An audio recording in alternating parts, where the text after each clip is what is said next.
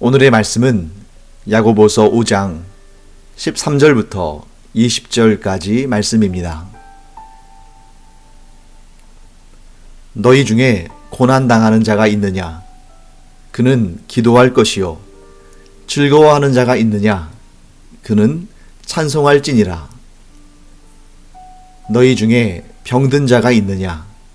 그는 교회의 장로들을 청할 것이요. 그들은 주의 이름으로 기름을 바르며 그를 위하여 기도할지니라.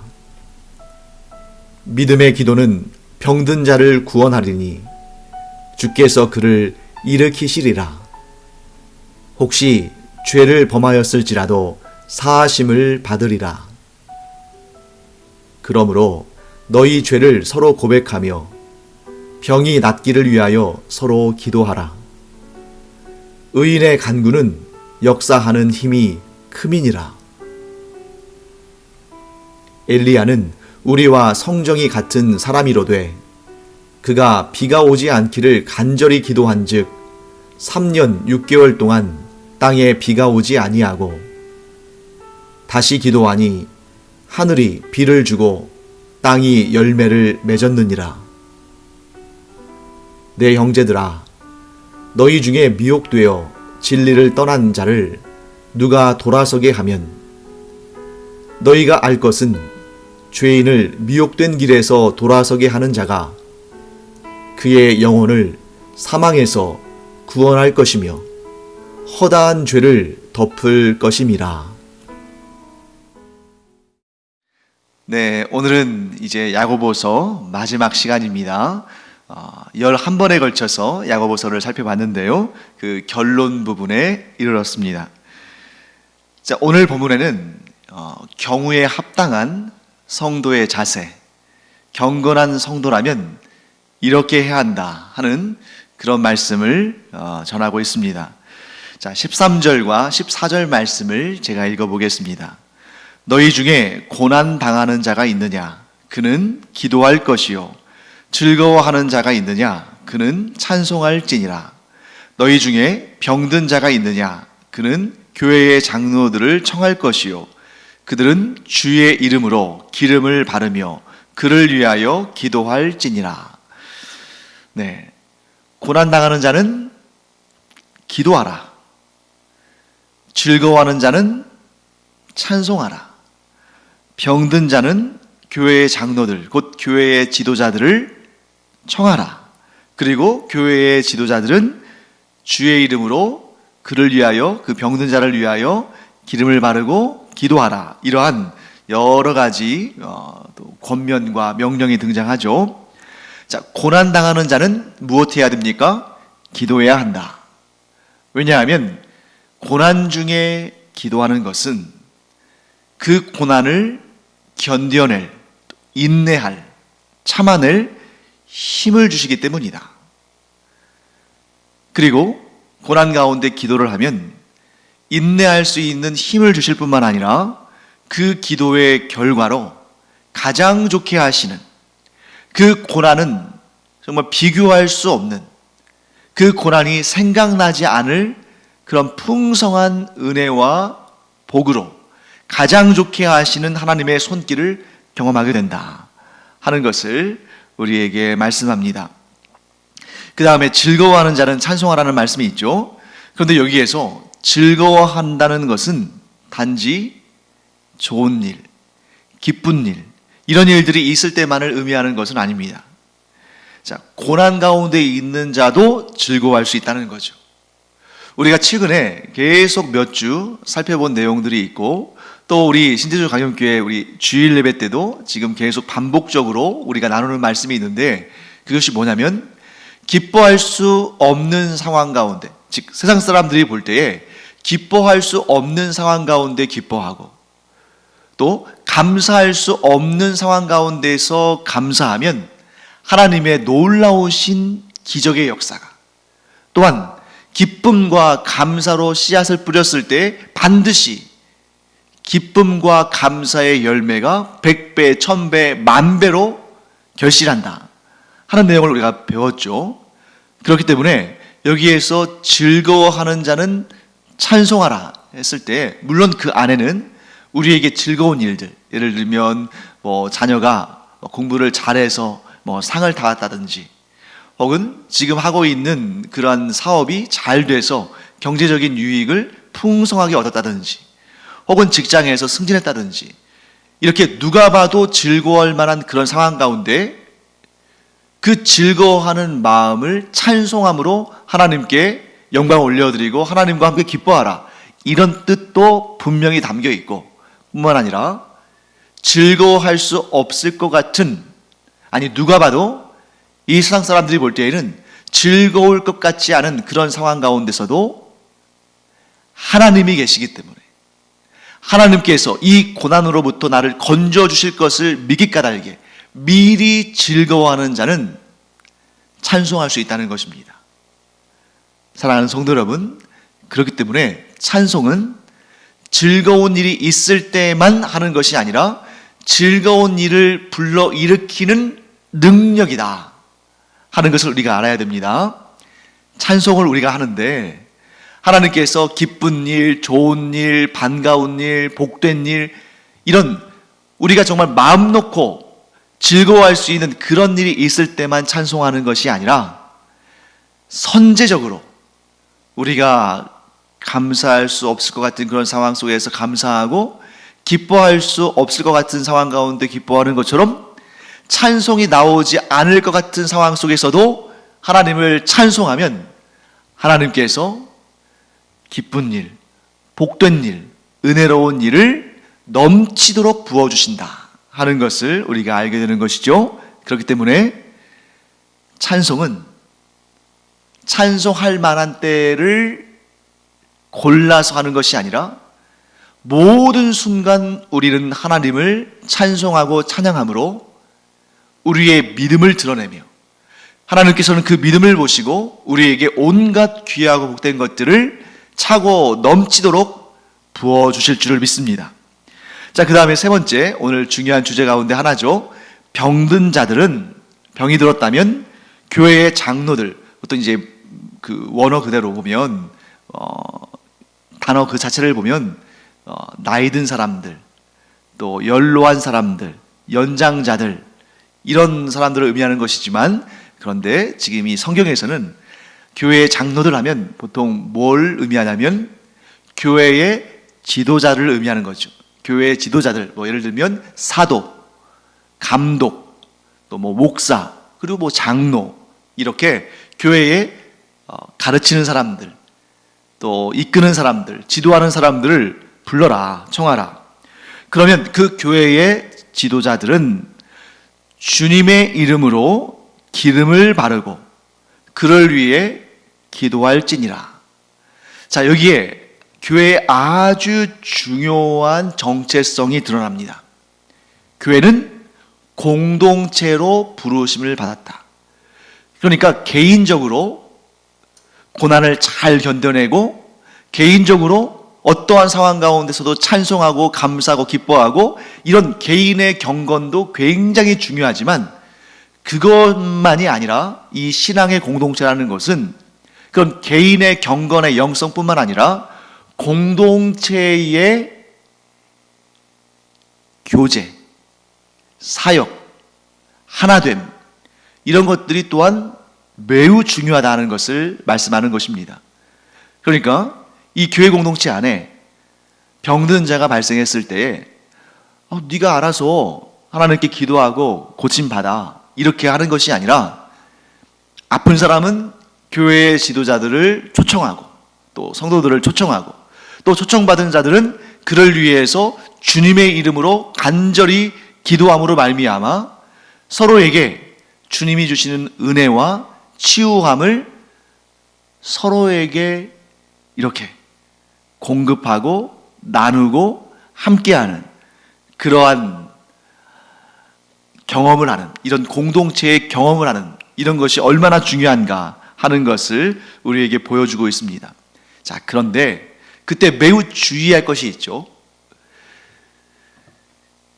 교회 지도자들을 청한 이 병든 자도 또 그의 청함을 받고 가서 기름을 바르고 기도해주는 그 교회 지도자들도 그렇고 주의 이름으로 그 일을 해야 한다는 것입니다.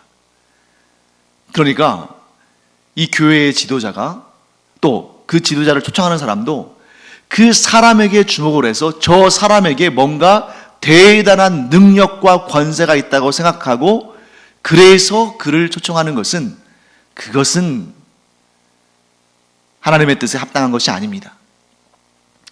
물론 우리가 개인의 영성을 더 경건하고 더 능력 있게 하기 위해서 더 열심히 노력하고 또 열심히 기도하고 열심히 성경을 공부하고 또 하나님의 말씀을 열심히 순종함으로 행하고 이런 부분이 필요하지만 자기를 내세우고 자기의 이름으로 기도하고 그런 행위를 하는 것, 또 그렇게 능력 있는 사람을 주목해서 그 사람을 지목해서 부르고자 하는 내 병고침을 위해서 기도해 달라고, 이런 것은 옳지 않다.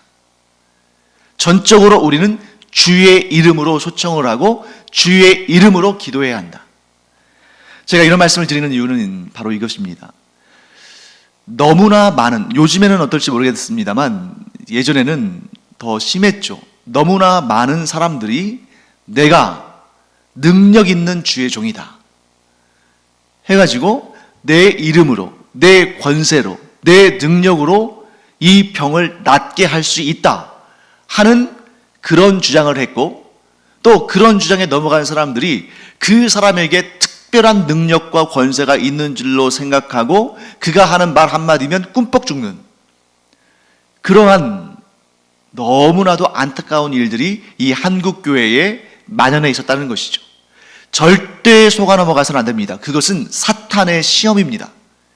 왜냐하면 오늘 본문에도 나옵니다만 기름을 바르고 기도를 하고 이 모든 것이 개인의 능력, 개인의 영성, 개인의 은사를 통해서 이루어지는 것이 아니라 주의 이름으로 이루어지는 것이고 주님의 능력으로 치유함을 받는 것입니다.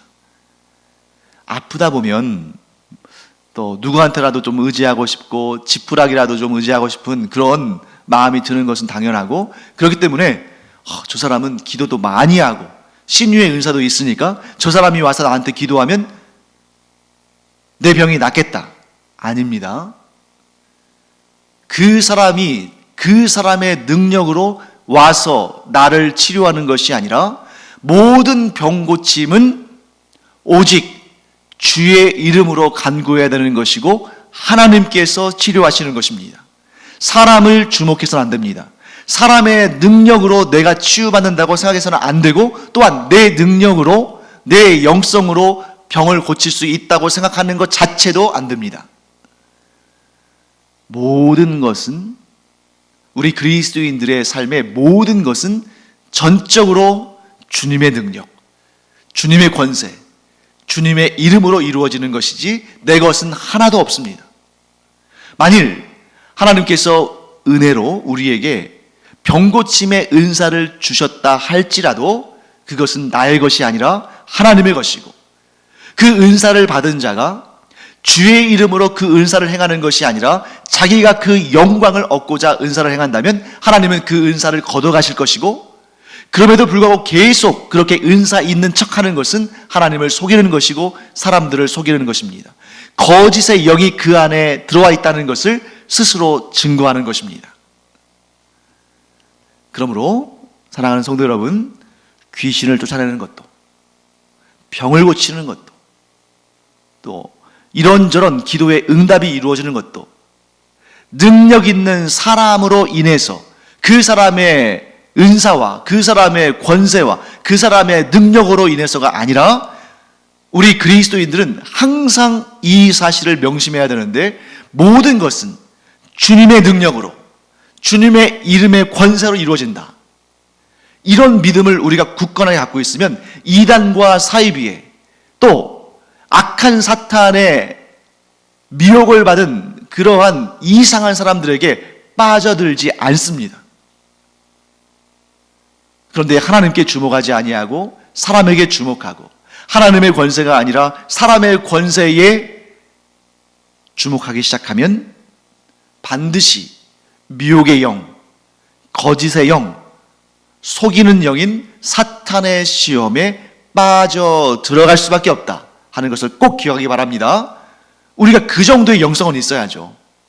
사람에게 휘둘리는 영성, 사탄에게 흔들리는 영성이 아니라 오직 하나님만 바라보며 오직 예수 그리스도의 이름으로 구하고 그것을 구한 것을 또한 받는 그런 영성 있는 우리 그리스도인이 되기를 간절히 축원합니다.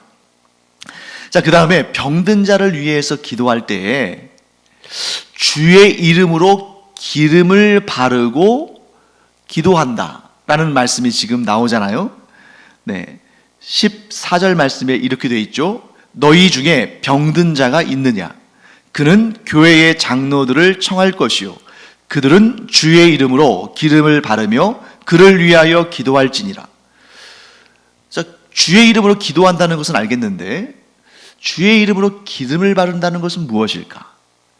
여기에서 우리가 주의할 점 하나는 보통 우리가 기름 하면 무엇을 떠올리냐면 기름을 붓는 행위. 그래서 구약을 보면 왕, 제사장, 선지자, 곧 하나님께서 직접 세우시는 사람들이 하나님으로부터 부르심을 받고 하나님에 의해서 세움을 받았다는 것을 증거하는 방식 중에 하나가 기름을 붓는 일이었죠.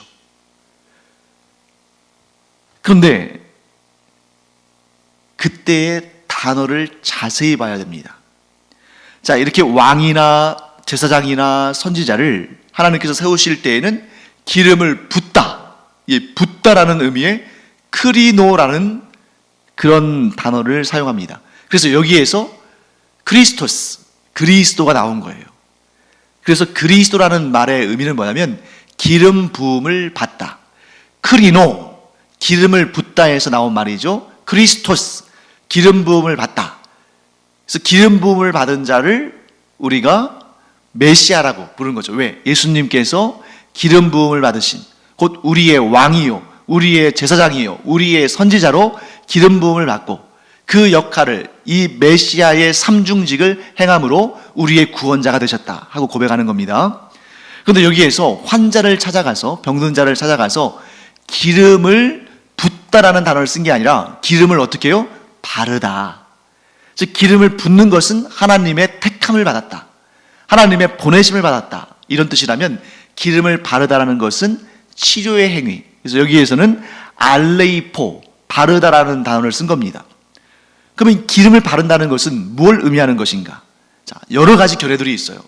지금 이 14절 말씀은 아주 해석이 여러 가지로 되기 때문에 좀 많은 그러한 이론적인 그런 견해들이 병존합니다. 가장 쉬운, 가장 많은 사람들이 뜻하는 받아들이는 그 해석은 뭐냐면 첫째, 상처를 치료하는 행위다. 아픈 자를 찾아가서 병든 자를 찾아가서 기름을 바른다는 것은 그 상처를 혹은 병을 치료하는 의학적 행위다. 이렇게 보는 견해가 있습니다.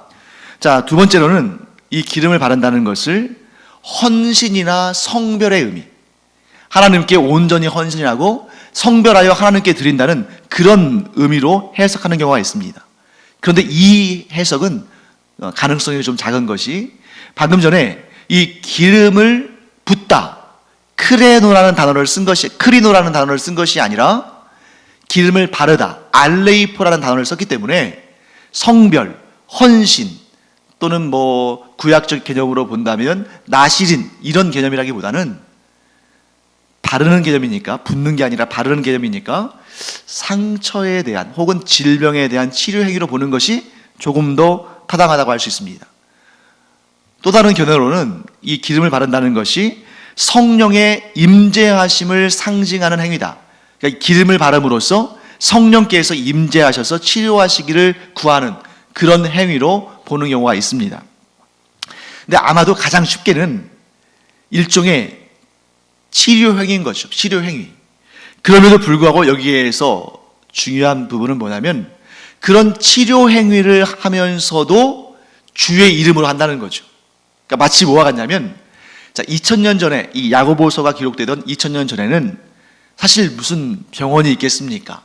또 의사라는 그런 직업이 있기는 하겠지만 그 의사나 일반인이나 뭐 질병에 대해서는 뭐 큰 차이가 없었을 거예요.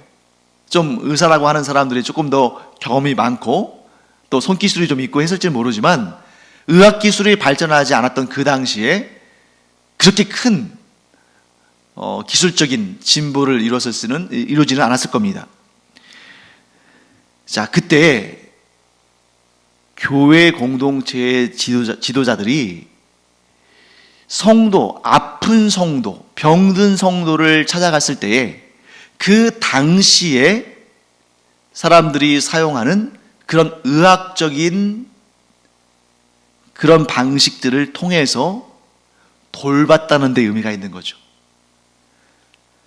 그 병든 사람이 있을 때에 나 몰라라 하는 것이 아니라 그래도 그 아직 의학이 발전하기 전 그런 시대지만 그래도 그 당대에 통용되어지는 그런 의학적 기법들을 통해서 성도들을 돌본다는 것입니다. 그런데 그러한 상황 가운데서도 그 당시에 믿는 사람이든 안 믿는 사람들이든 똑같이 통용하는 그런 의학적인 그런 처치를 함에 있어서도 어떻게 한다는 거예요?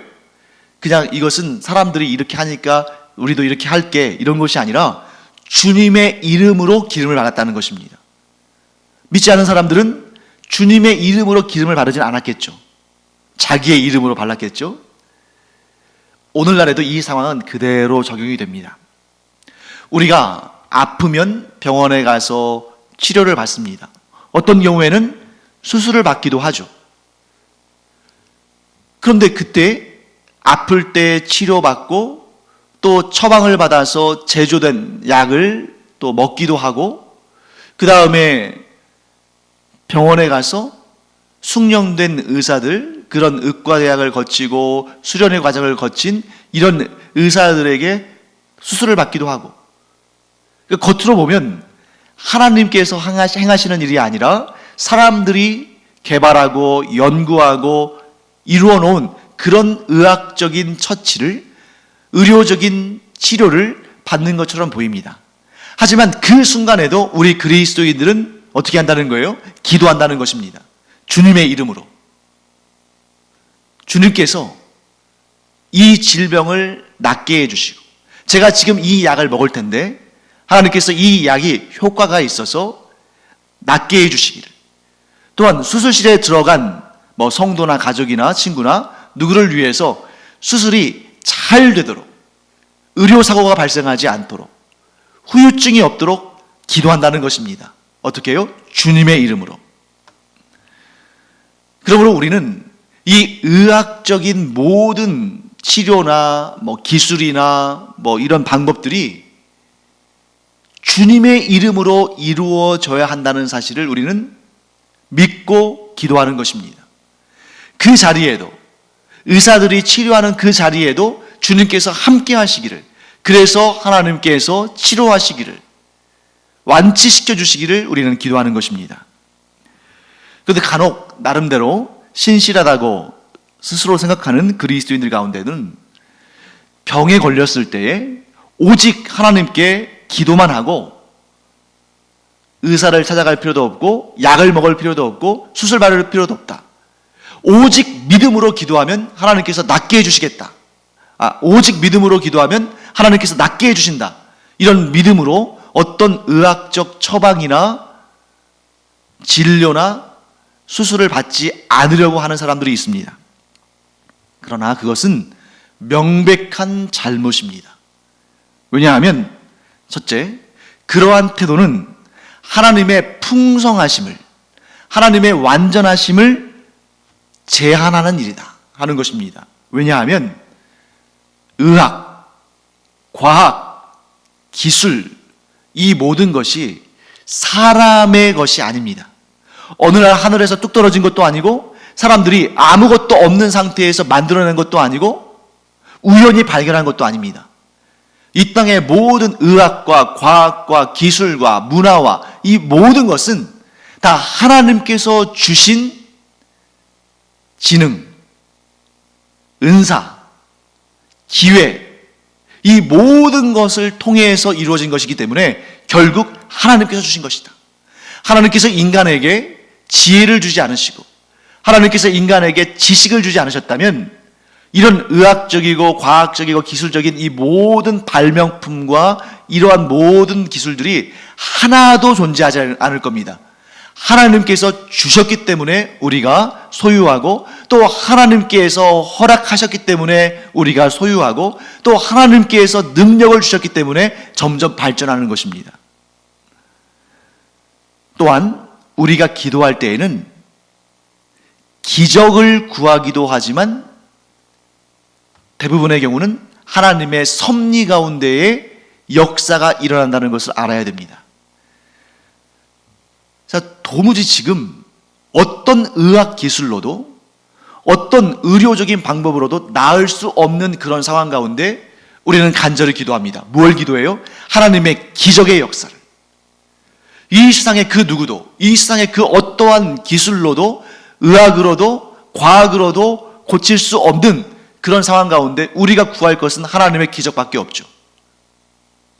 하지만 그런 경우는 아주 가끔씩 아주 희귀하게 있는 것이고 대부분의 경우는 하나님께서 하나님의 섭리, 곧 하나님께서 이 땅에 주신 이 자연의 법칙과 또 사람에게 주신 지혜와 지식을 통해서 나온 의학적인 기술들, 또 여러 가지 처치들, 그런 약과 수술과 이런 것들 다 하나님께서 섭리하시는 가운데 이 땅에 이루어진 거죠.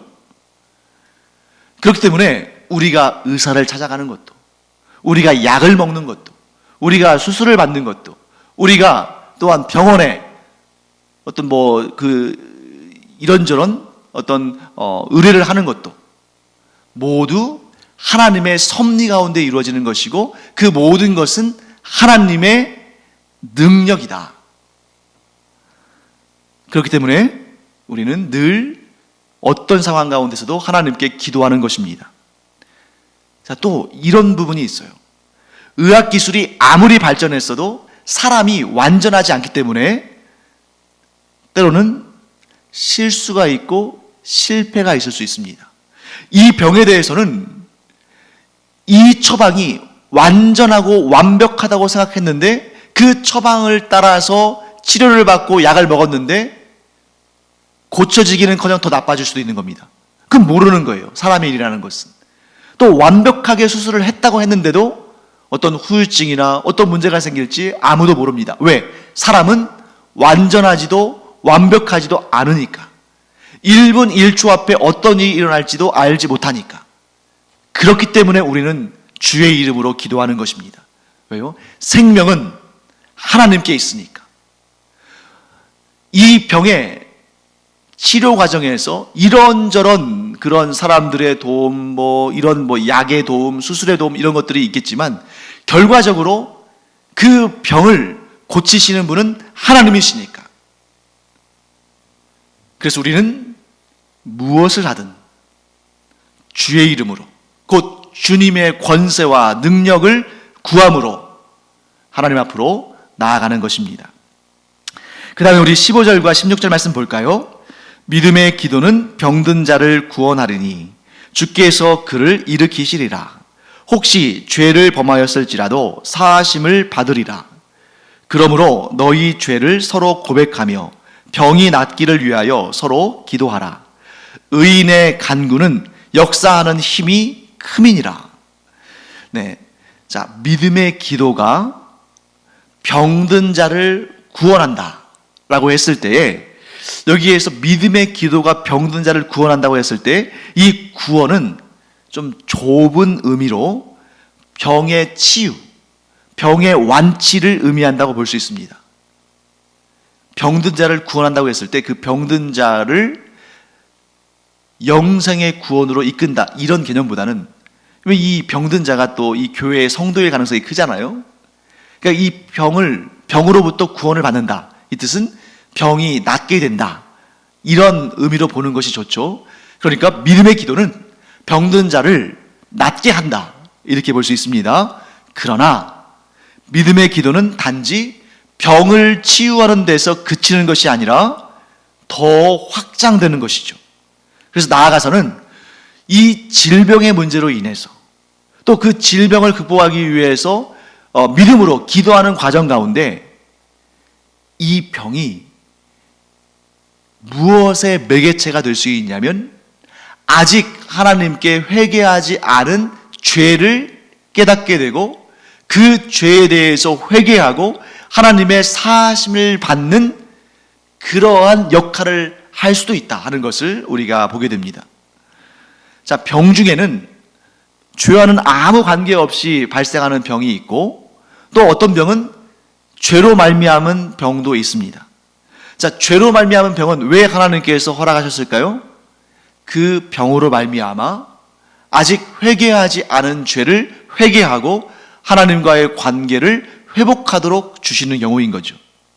그렇기 때문에 그런 경우에는 병 고침 자체보다 더 중요한 것이 무엇입니까? 지은 죄를 회개하고 하나님의 사하심을 받는 것입니다. 그렇기 때문에 우리가 병을 크게 두 가지로 구분할 수 있겠죠. 죄와는 전혀 관계없는 병, 믿음으로 기도하며 구원함, 곧 병고침을 받아라.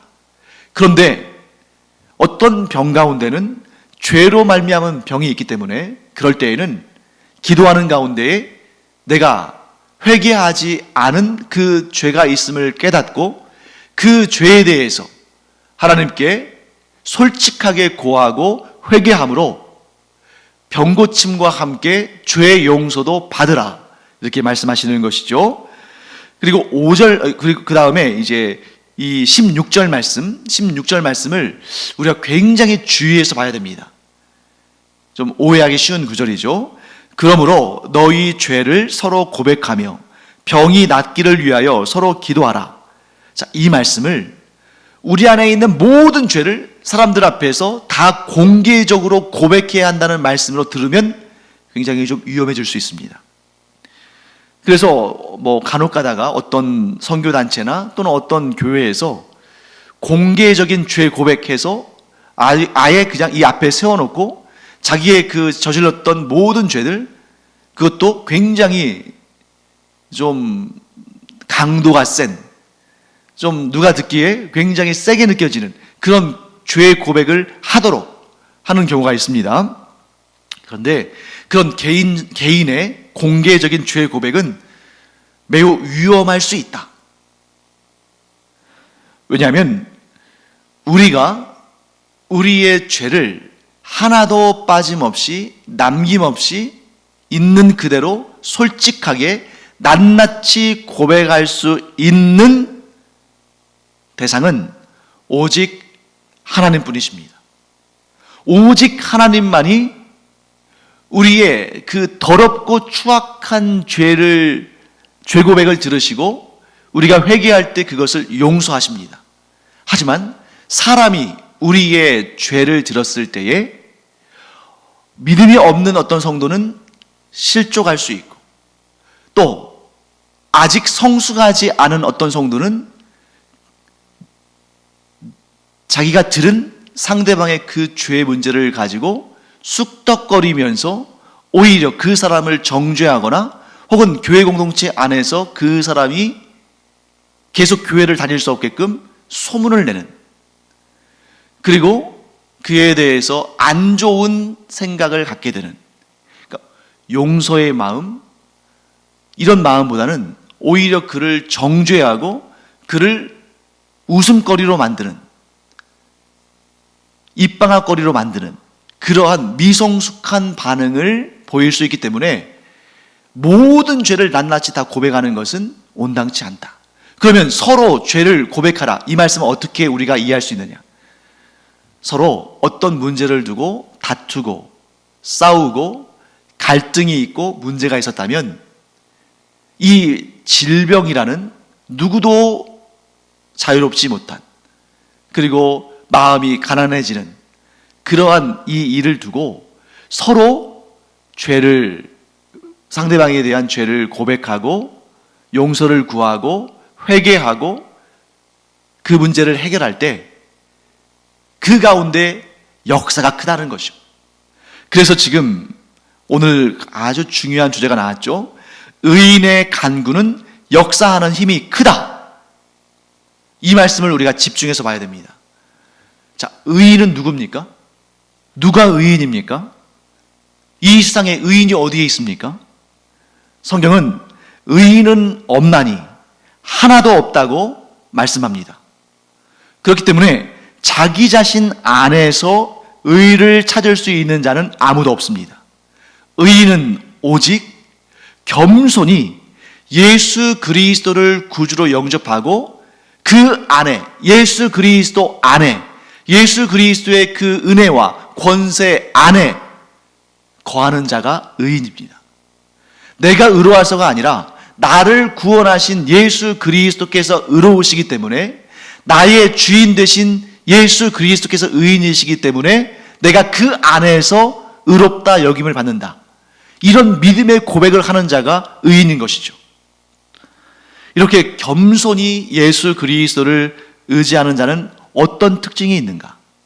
그는 나의 기도의 능력으로, 나의 이름의 권세로 병고침이 일어난다고 생각하지 않습니다. 병고침은 오직 예수 그리스도의 이름으로 구할 때에 하나님께서 고쳐주신다 하는 그런 믿음을 고백하는 자가 의인입니다. 그렇기 때문에 예수 그리스도를 의지하는 자가, 온전히 예수 그리스도만을 의지하는 자가 예수 그리스도의 이름의 권세로 하나님께 병고침을 구할 때에 하나님은 그런 사람을 의롭다 하시고 의인이라 하시고 그의 기도에 즉각적으로 응답하신다. 그렇기 때문에 의인의 기도는 역사하는 힘이 크다 하고 말씀하시는 것입니다.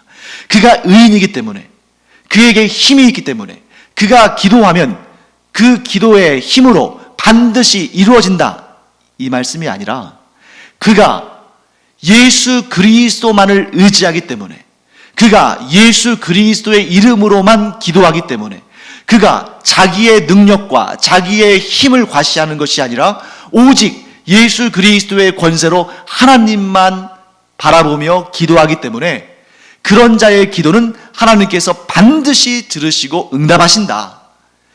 그런 의미에서 의인의 기도는, 의인의 간구는 역사하는 힘이 크다라고 말씀하는 겁니다.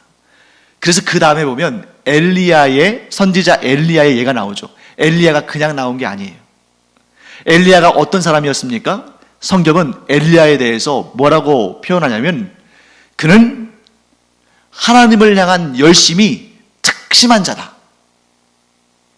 이 이스라엘에, 이 엘리야가 선지자 활동을 할 때 그 이스라엘의 왕이 아합이고 그의 아내 이세벨이 바알신을 섬겼잖아요. 그래서 그 나라의 지도자가, 왕이 바알신을 섬기니까 그 땅에 수많은 사람들이 우상을 섬기고 하나님을 떠났는데, 엘리야는 여호와 하나님을 향한 열심이 특심한 자라. 어느 정도로 특심했습니까? 이 땅에 하나님을 섬기는 자가 저밖에 없습니다 하고 울부짖을 정도로 그렇게 열심히 특심했습니다.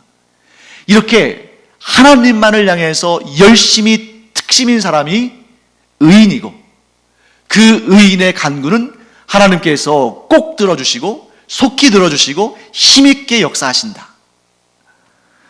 사랑하는 성도 여러분, 우리가 의인인 이유는 우리가 예수 그리스도를 구주로 영접하고 또한 우리가 믿음으로 예수 그리스도 안에 거하기 때문입니다. 그러므로 이제는 우리가 예수 그리스도 안에서 새로운 피조물이 되었으므로 내 이름과 내 권세와 내 힘과 내 능력으로 살아가는 인생이 아니라 예수 그리스도의 이름과 그의 권세와 그의 능력과 그의 힘으로 살아가는 자다. 바로 이런 사람이 하나님 보시기에 의인이고, 하나님은 이러한 의인이 하나님께 드리는 기도를 힘있게 역사하심으로 그의 기도가 응답되어진다 하는 것을 우리 꼭 기억하기 바랍니다. 기도하겠습니다. 하나님, 야고보서를 마치면서 의인의 간구는 역사하는 힘이 크다는 말씀을 배웠습니다. 의인은 곧 오직 예수 그리스도만을 주인 삼고 예수 그리스도의 권세로 하나님 앞으로 나아가며 하나님께 기도하는 자인 줄 믿습니다. 저희가 이런 의인이 되어서 기도할 때에 저희들의 기도가 하나님께 상달되어지고 하나님께서 그 기도를 힘있게 이루심으로 저희가 항상 주님으로 인해서 감사와 기쁨이 차고 넘치게 하여 주시옵소서. 감사드리며 예수님의 이름으로 축복하며 기도합니다. 아멘.